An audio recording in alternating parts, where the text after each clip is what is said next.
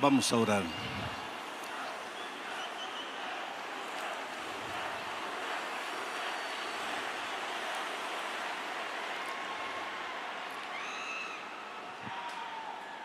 Padre amado que estás en los cielos, muévete, Señor, esta noche soberano en la persona de tu Espíritu Santo. Incendia las vidas, reaviva a tu pueblo, sacúdenos si es necesario, haznos besar el polvo de nuestra insignificancia, pero después levántanos, Señor, para la última batalla de este mundo. Gracias, Señor, por todo lo que has hecho en esta concentración desde el miércoles de noche. Gracias por los líderes que has colocado en tu iglesia y gracias por esta juventud linda que de cerca y de lejos llegaron hasta este estadio para ser testigos de lo que tu poder es capaz de hacer. Nos entregamos en tus manos una vez más esta noche, con humildad. Abrimos tu palabra porque queremos oír tu voz. En el nombre de Jesucristo. Amén. El texto para el mensaje de esta noche está en el libro de Jueces, capítulo 7, versículos 2 al 7.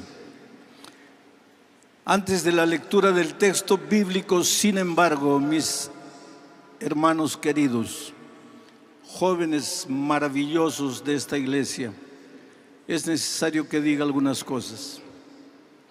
Hace un año atrás aproximadamente, el pastor Carlos Campitelli, el líder de jóvenes que Dios colocó para el territorio de América del Sur, marcó un encuentro conmigo en un lugar de esta grande ciudad de Brasilia.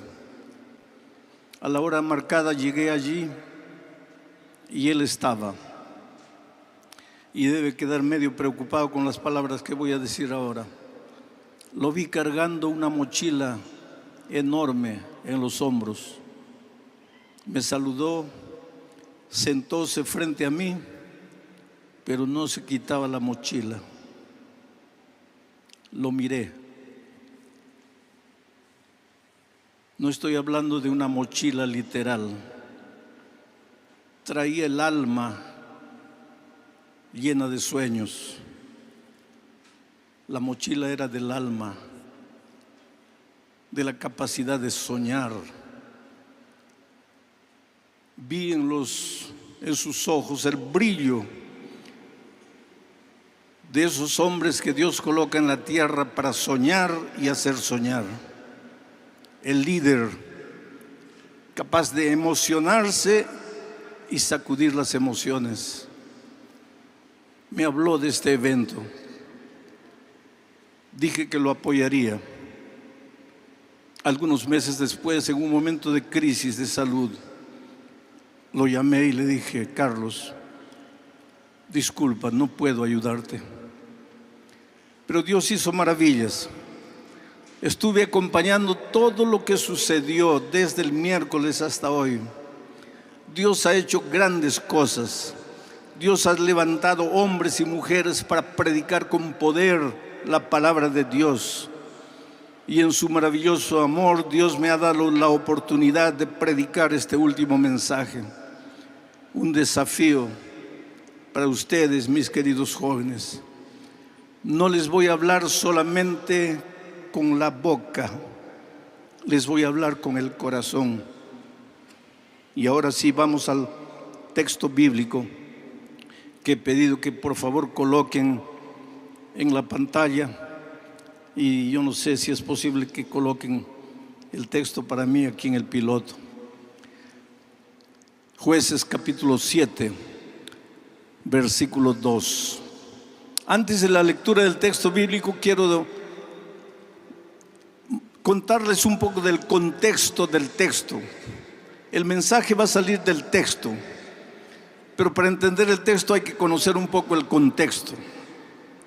Los capítulos 5, 6 y 7 del libro de Jueces, el territorio donde suceden esas historias es el territorio del valle y los montes de Megiddo. Es interesante que en el libro de Apocalipsis, capítulo 16, cuando se habla del Armagedón, se habla del valle y las montañas del Megiddo. Armagedón. Y el Armagedón es la última batalla entre Cristo y Satanás. El Armagedón no es una guerra de tanques, de armas, de bombas. No es una guerra física. El Armagedón es una batalla espiritual. El territorio en realidad no es el valle del Megiddo. El territorio es tu corazón, es tu mente. Ahí se está trabando la última batalla de los siglos. Esa guerra entre Satanás contra Cristo comenzó en el cielo. El diablo quiso sacar al Señor Jesús del trono y colocarse Él en su lugar. A lo largo de los siglos ese conflicto ha tenido el mismo objetivo. El enemigo queriendo sacar del trono al Señor Jesucristo y colocarse Él. En estos momentos en tu corazón y en tu mente, el diablo quiere sacar a Jesucristo del trono y colocarse Él.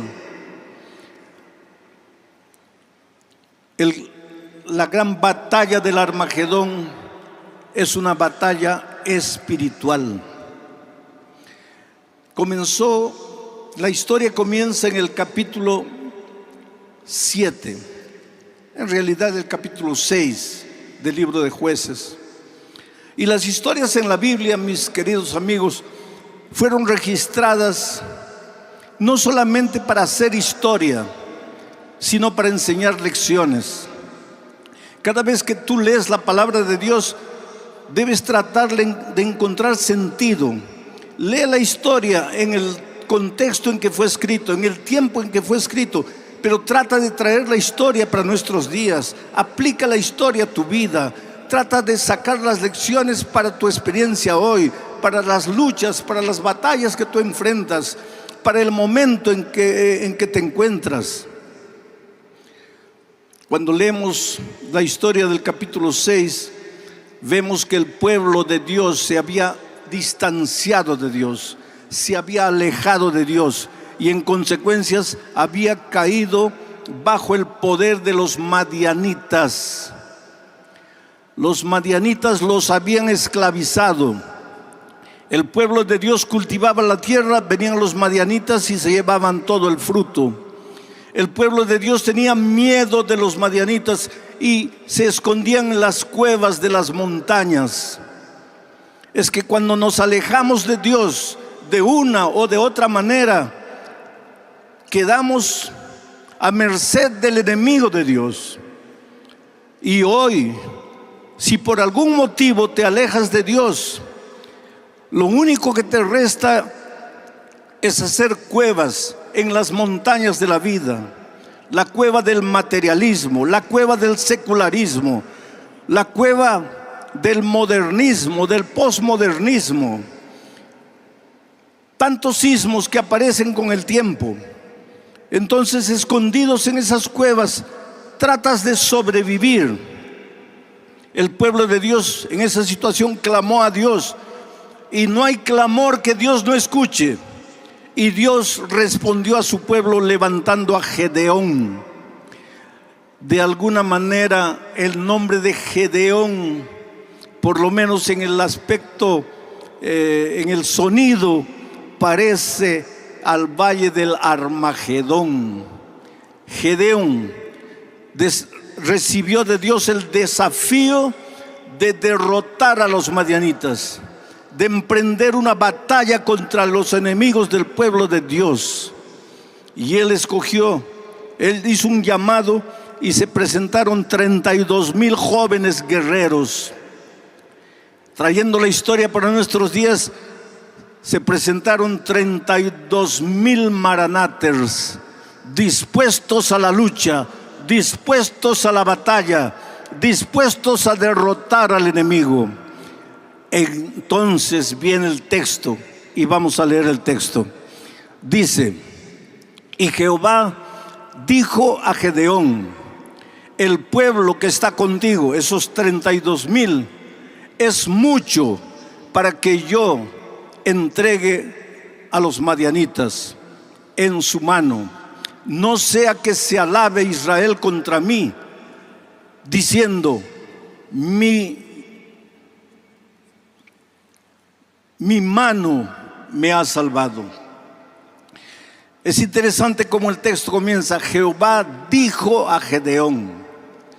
La palabra de Dios es el lugar donde están registradas las palabras que Dios quiere dirigir a su pueblo hoy. Es interesante que 382 veces se repite en la Biblia, por lo menos en el Antiguo Testamento, la expresión Jehová ha dicho. 352 veces palabra de Jehová. 99 veces Jehová dijo. 76 veces ha dicho Jehová. La Biblia, ahí tú encuentras lo que Dios dice, lo que Dios quiere para ti, lo que Dios desea enseñarte. Y querido, en las manos de Dios, tú eres un pajarito herido. Dios te conoce mejor de lo que tú piensas que te conoces a ti mismo. Especialmente en estas reuniones grandes, en medio de la alegría, del júbilo. Hoy día fue emocionante la paseata que ustedes hicieron hasta el Palacio de Gobierno. Un mar de 32,000 guerreros del Señor. Un mar de maranaters tratando de mostrar, de testificar del amor y del poder de Dios. La ciudad quedó sacudida. Las palabras de la vicegobernadora fueron elocuentes. Ustedes de alguna manera hicieron historia en esta ciudad. Pero en medio de eso todo, a veces tú estás con el corazón herido y nadie se da cuenta. A veces tú gritas, te entusiasmas, aplaudes, pero por dentro tu corazón llora. Nadie conoce el drama que tú vives. Nadie conoce la lucha que tú enfrentas. Nadie sabe los sacrificios, los esfuerzos que hiciste para venir aquí. Tal vez te endeudaste. Tal vez ahora ya empiezas a preocuparte cómo vas a hacer para resolverse esa deuda que adquiriste para llegar hasta aquí. O a los que me están mirando por las redes sociales, tal vez te sientes al ver toda esta apoteosis espiritual, todo este júbilo, toda esta alegría, todo este movimiento allá en un rincón de tu casa, mirando el celular o la televisión o el computador. Sientes un nudo en el corazón. ¿Por qué no pude ir? ¿Por qué no me atreví a ir? En fin, cada uno de nosotros tiene sus dolores interiores, sus luchas, sus alegrías, sus tristezas. En una ocasión, un joven que era mi brazo derecho en actividades, porque yo fui director de jóvenes durante 18 años, pues ese joven que era casi mi brazo derecho y me ayudaba en todo, entró a mi sala, cerró la puerta y llorando me dijo: pastor, usted no sabe lo que soy. Usted tiene una imagen errada de mí. Yo no soy lo que todos imaginan. Todos piensan que soy un joven extraordinario, un líder maravilloso. Usted mismo me ha escogido como su brazo derecho para tantas actividades. Le ha ayudado en congresos, en campamentos. Pero pastor, yo soy un pobre ser humano derrotado. Yo soy prisionero de vicios de los cuales no me puedo libertar. Oh pastor, por favor, ayúdeme. Estoy perdido. Estoy completamente perdido dentro de la iglesia. Oh querido, cada uno tiene su drama. Tú eres un líder, tú estás haciendo un trabajo extraordinario, pero solo tú sabes las derrotas interiores de tu corazón. Solo tú sabes las noches en que te arrodillas y clamas por la misericordia divina. Solamente tú entiendes cómo se siente aquel que piensa que está viviendo una vida doble, una vida hipócrita, una vida sin sentido. Pero lo que quiero que sepas es que Dios te conoce, Dios sabe quién eres y Dios te ama como eres. Y Dios no acepta derrota, y Dios está dispuesto a reconstruirte, a levantarte, a sanarte, a curarte, a marcar este evento como un hito en tu propia historia. Eres uno el que vino, será otro el que va. Te encontraste con Cristo, te reencontraste con Cristo en medio de las alabanzas, en medio de la música, en medio de las predicaciones. El Espíritu Santo te sacudió, te hizo pensar, te hizo reflexionar, y ahora vuelves para tu país, vuelves para tu casa, dispuesto a escribir una nueva página en tu historia. Eso es lo que Dios hace. Y cuando Dios habla al corazón. Jehová dijo, en el principio Jehová dijo, y el mundo vino a la existencia. Cuando Jesús estuvo en esta tierra, encontró a un paralítico y habló, dijo: levántate, toma tu lecho y anda. Y el paralítico se levantó. Cuando encontró a un muerto, un cadáver, vino la palabra de Dios: Lázaro, sal fuera. Y el cadáver se levantó y regresó a la vida. Ese es el poder de la palabra de Dios. Y me alegro que los predicadores de esta semana enaltecieron la palabra de Dios. La iglesia a lo largo de la historia ha vivido sus momentos gloriosos de reavivamiento cuando volvió sus ojos a la palabra de Dios. En los tiempos de Josías, el descubrimiento de la ley, el descubrimiento de la palabra de Dios trajo un reavivamiento nunca visto. En los tiempos de Esdras, en la época de la Reforma con Martín Lutero, el cristianismo tuvo un reavivamiento gracias a su regreso a la palabra de Dios. El propio movimiento adventista y posteriormente la iglesia adventista es fruto del retorno a la palabra de Dios. Hacemos bien en buscar a Dios a través de su palabra. Es interesante que en el Antiguo Testamento la palabra hebrea para palabra es la palabra dabar. Dabar. Su equivalente en griego sería logos. Juan 1:1 dice: en el principio era el logos, la palabra, el verbo. Y el logos era Dios. Y el logos era con Dios y el logos era Dios. Está hablando de Jesucristo. El dabar, la palabra que en el principio creó los cielos y la tierra, era el Señor Jesucristo. El dabar que como la lluvia cuando cae no regresa sin hacer su trabajo. Estos días la palabra de Dios como lluvia ha caído en tu corazón y no regresará sin realizar tu trabajo. Cada vez que tú abres la palabra, la Biblia, te encuentras con el dabar, te encuentras con el logos, te encuentras con el Señor Jesucristo. Y por donde pasa el Señor Jesucristo, pasa la vida. No hay muerte, no hay desgracia, no hay tragedia, no hay fracaso, no hay derrota, porque el dabar es victoria, el dabar es vida. Jesucristo dijo: yo soy el camino, la verdad y la vida.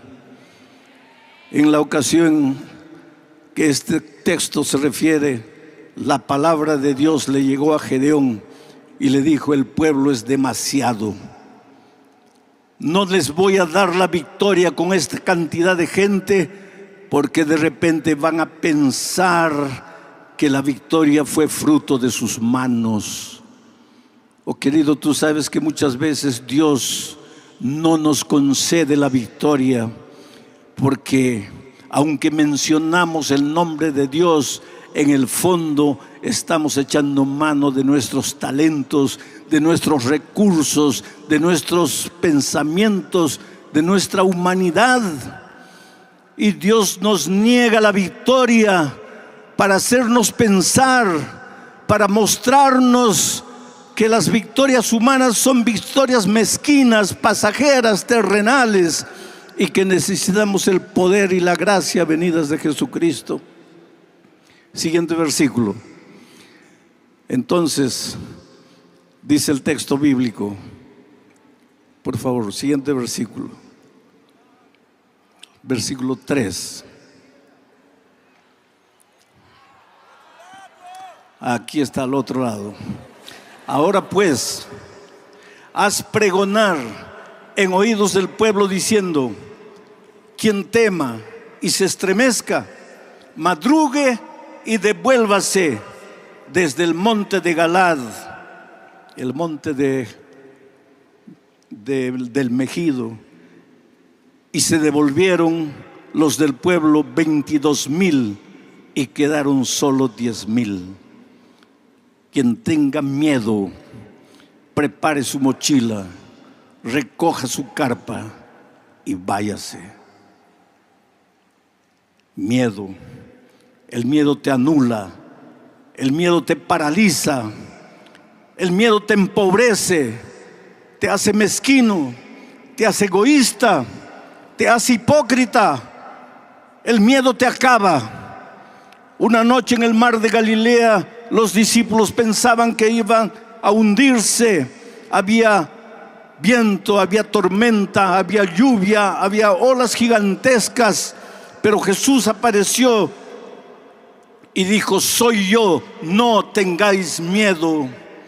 ¿Quieres arrancar el miedo de tu corazón? Acepta al Señor Jesucristo como tu Salvador. Búscalo a través de su palabra. Ustedes, los jóvenes, tienen en sus manos el estudio de la escuela sabática semanal. Oh, queridos, les digo una cosa: ¿de qué vale la pena hablar de la palabra de Dios, la palabra, si no abres por lo menos tu lección de la escuela sabática? ¿De qué vale enaltecer la palabra de Dios si en un universo de casi 2 millones, más de 2 millones de miembros de iglesia en América del Sur, no llega a 1 millón el número de folletos que se distribuye de la lección de la escuela sabática? Quiere decir, tiene que llegar el momento en que nuestro discurso deje de ser discurso y se haga vida. Y cuando la palabra de Dios entra en tu corazón, entra el Señor Jesucristo. Y por donde Jesucristo entra, Él dice: soy yo, no tengas miedo. Entonces un hombre, una mujer sin miedo son capaces de hacer cosas extraordinarias para Dios. Siguiente versículo. Se fueron 22,000, quedaron solo 10,000. Ahora miren el siguiente versículo. Y Jehová dijo a Gedeón: aún es mucho el pueblo, llévalos a las aguas. Llévalos a las aguas. Proféticamente, en lenguaje profético, las aguas son sinónimos de muchedumbre, de multitudes.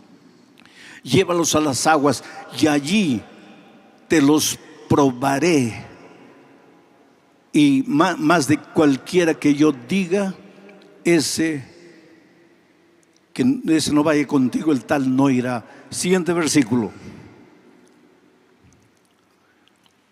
Muy bien. Entonces llevó el pueblo a las aguas. Y Jehová dijo a Gedeón: cualquiera que lamiere las aguas con su mano, como lame el perro, aquel pondrás. Asimismo, cualquiera que se doblare o se arrodillare para beber, ese no irá. Esto es interesante, mis queridos, esto es interesante. Las aguas son símbolo de multitudes. Yo diría de la presión social que hoy amenaza al pueblo de Dios. Yo diría, las aguas son símbolos de la cultura moderna, de la cultura sin valores o con valores invertidos, de la cultura donde los principios son manipulables. Las aguas te hacen sentir pequeño, te hacen sentir acomplejado, te hacen sentir diminuto, te hacen sentir extraño. El otro día conversé con un jovencito de 15 años, hijo de un compañero mío, que en una excursión lo agarraron robando un chocolate. Y cuando le preguntaron, ¿pero por qué, hijo? ¿Un chocolate? ¿Por qué? Y él dijo, no lo hice por el chocolate, lo hice porque mis compañeros me presionaban tanto. Me decían que yo no era hombre, que yo no era valiente, y para formar parte del grupo robé el chocolate. Mis amados, hoy día vivimos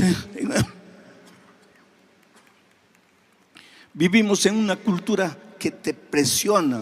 La cultura es cruel, la cultura te masacra, la cultura no tiene piedad. La cultura es un aluvión que viene encima de ti, es una inundación que devora todo lo que encuentra a su paso.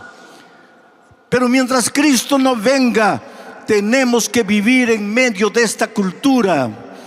Pero la instrucción de Dios a Gedeón fue: observa, aquellos que viviendo en medio de la cultura toman de paso un poco con su mano para sobrevivir, esos son los que yo estoy escogiendo. Pero aquellos que se doblaren servilmente ante las aguas, aquellos que se arrodillaron miserablemente, esos, diles que regresen. A esos no los necesito. Oh queridos, Dios tiene una misión en la batalla final, en el Armagedón espiritual. Ustedes han sido llamados para terminar la obra de Dios en esta tierra. Les está hablando un hombre que ya no es un joven. Mi generación, los de mi generación, hicimos lo que pudimos, predicamos cuanto pudimos, soñamos cuanto pudimos, realizamos lo que pudimos, pero no fue suficiente. Ustedes son la generación que necesita terminar la obra, pero no los que doblen sus rodillas ante las aguas de este mundo, no los que se dejen invadir por la cultura de este mundo. Necesitamos solamente 300 que sean capaces de vivir en medio de la cultura, pero sorber lo necesario con la mano, porque no pierden de objetivo la misión final, que es la terminación de la predicación del Evangelio en este mundo. Tú has sido llamado para este momento. Tú, con tus defectos, con tus virtudes, con tus derrotas, tus fracasos, tú has sido llamado para terminar la obra de Dios en este mundo. Oh querido, Dios te ama. Eres la cosa más linda que Dios tiene en esta vida. Esto no es palabra de predicador. Esto no es un chabón, no es una frase bonita que he repetido a lo largo de mi vida. Tú jamás tendrás idea de cómo eres importante para Dios, pero no arrodillado delante de la cultura moderna, viviendo en la cultura, pero no contagiándote. Con esos 300, Gedeón fue a atacar a los madianitas. ¿Tú sabes el resto de la historia? Llevaron cántaros. El cántaro en la Biblia es símbolo del cuerpo del ser humano. Vasos que a veces son quebrados, pero que el alfarero reconstruye. Vasos limpios para el servicio de Dios. Dentro de esos vasos, los soldados de Gedeón llevaron antorchas encendidas, apagadas. Una antorcha tiene que brillar, no puede estar escondida. Entonces, cuando ellos llegaron al límite del enemigo, quebraron las antorchas, quebraron los vasos y las antorchas brillaron. Esta noche el Espíritu de Dios necesita quebrar nuestros vasos, sacudirnos, despertarnos, remover nuestros pensamientos, nuestras emociones, para levantar la antorcha sin miedo, para proclamar el mensaje no solamente con la palabra, sino con la vida, con el testimonio, con la manera de ser, de comportarse, con la manera de enamorar, de noviar, con la manera de conducir nuestras familias, con la manera de ser alumnos en las universidades de este mundo, donde tenemos que beber el agua con la mano, pero no arrodillarnos ante las ideas ateas, sin Dios, que muchas veces se enseñan. Tú has sido llamado para este grande momento y Dios ha levantado líderes.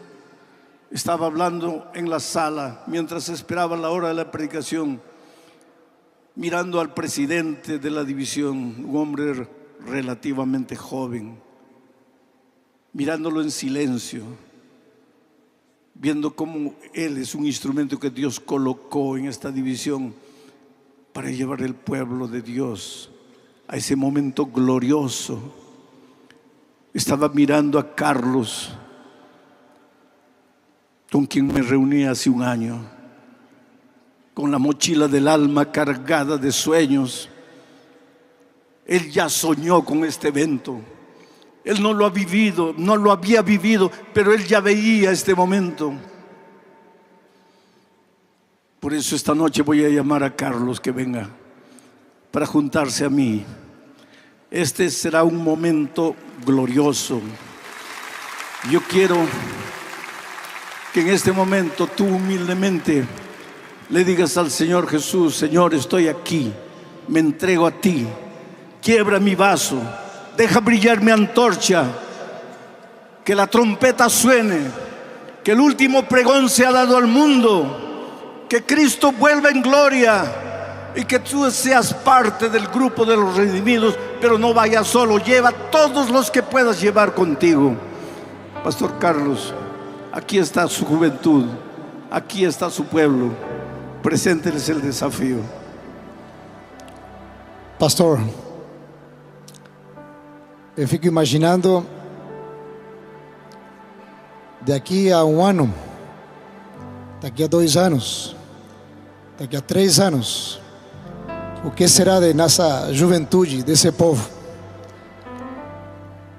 E nós precisamos nos quebrar para nos levantar, levar essa mensagem e viver um Maranata fora desse estádio. Eu queria fazer um desafio para você. Pega seu celular aí. Você vai escrever uma carta para você mesmo, uma carta ao futuro.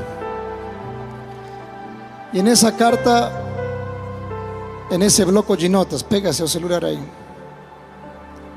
Toma tu celular y vas a escribir ahora una carta a ti mismo, pero para ese futuro. Depois de tudo que você viveu aqui, depois de tudo que você aprendeu aqui, depois de você ter sido inspirado, motivado, depois de ter sido manifestado o poder do Espírito Santo, eu me pergunto: como você se vê daqui a um ano? Que coisas estão passando pela tua cabeça e pelo teu coração para dizer: não é um Maranata dentro do estádio, agora é um Maranata nas ruas, na tua faculdade, na frente de teu celular. Eu gostaria que você coloque aí o que você vai fazer com a missão que Deus te deu. Como você será que pode melhorar seu relacionamento com outras pessoas? como você vai ser utilizado através do vôlei, através de uma experiência de um pequeno grupo com outros jovens. Como você vai ser uma pessoa diferente. O que você pode fazer para nutrir a sua alma, o seu coração? Como vai fazer para que a Bíblia seja exaltada na tua vida e que seja a base das tuas decisões, das tuas escolhas, que na hora de escolher o princípio pese mais que a preferência? E que vai ser de teu templo, de teu corpo, da tua adoração pessoal. E quando você for no templo, você vai se encontrar com Deus, ou às vezes só para ir com outra pessoa, e você viver uma vida de verdadeira adoração a Deus. Coloca aí, como é que você se vê daqui a um ano? Eu vou mandar uma carta para você daqui a um ano exatamente, e vou te fazer lembrar, para você olhar para esse bloco de notas que você escreveu agora, de como você se vê, do que você se compromete com Jesus, em cumprir a missão, em viver um relacionamento saudável, em se nutrir da palavra e viver uma vida de adoração, para vermos Jesus voltar em nossa geração. Escreve aí. Como você se vê? Qual é a tua decisão? Qual é a tua resposta? O que você vai dizer para Jesus agora? Como você vai se entregar por completo a Ele? Escreve.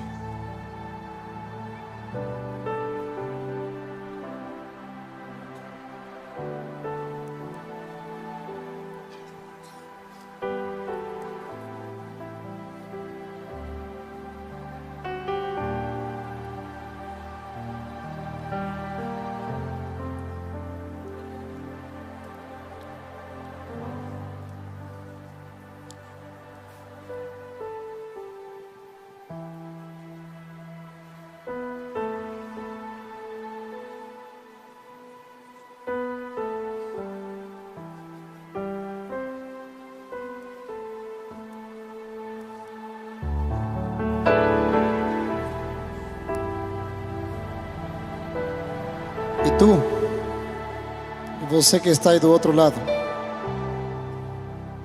o que você vai decidir para seu futuro? Escreva também. Tome uma decisão.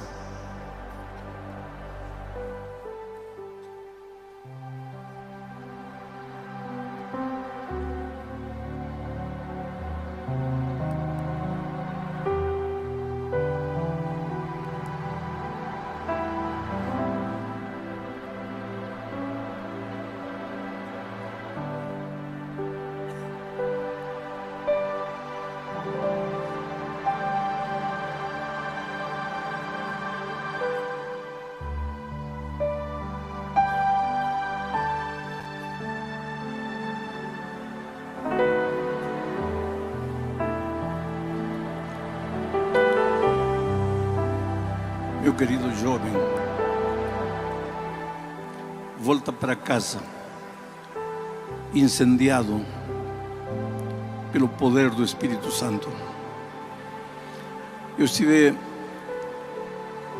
mirando toda a programação por las redes y leía muchos comentarios y mucha gente diciendo: acepto al Señor Jesús como mi Salvador, deseo bautizarme, quiero unirme a este pueblo.